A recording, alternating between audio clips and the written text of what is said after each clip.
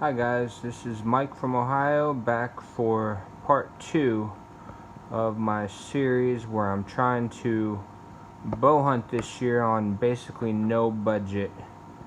So today we're talking about weapons, and my best advice if you're on a budget is if it ain't broke, don't fix it.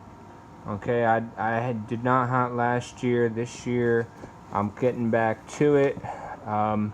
This is a diamond razor edge bow, and it comes as a package. You can buy it at big box stores. The only things different I did put a different sight on it when I bought it, and I put this whisker biscuit on it just to try to make it a little bit more durable. I kept a quiver, kept the peep sight,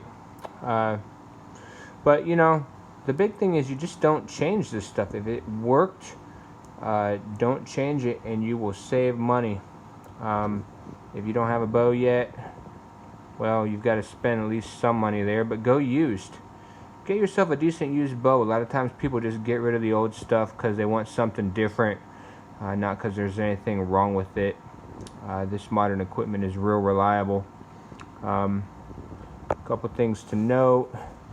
Right here I've got a rubber wrap that is really helpful in the cold when you're trying to hold with light gloves. Another thing, let's talk arrows and broadheads real quick.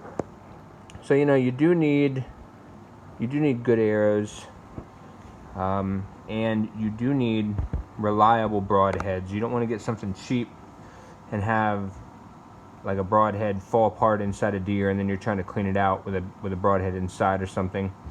What I use are these are just muzzies. I've got about 3 or 4 of them left from 2 years ago, and I did not want to replace the blades. So what I did was I just unscrewed the tip, I took out the blades, and I took a little bit of sandpaper, oiled it down like a real fine grit, like a 220, and I just scraped the blades backwards on the sandpaper until they got a little sharper. It's not perfect, but they're a lot better than they were, and I'm not going to replace the blades this year. Speaking of broadheads, a lot of people think you got to shoot like you've got to buy like an animal target or something like that.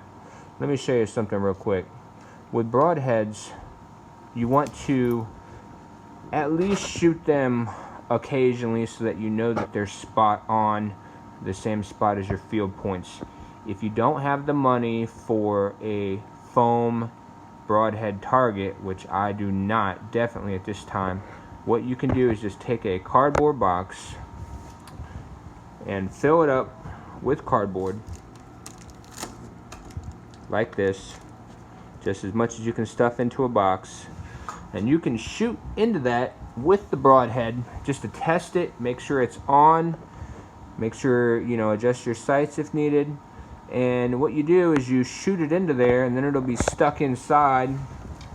Then you can just come here, you can pull out the cardboard wherever it's stuck and unscrew the tip and remove the broadhead.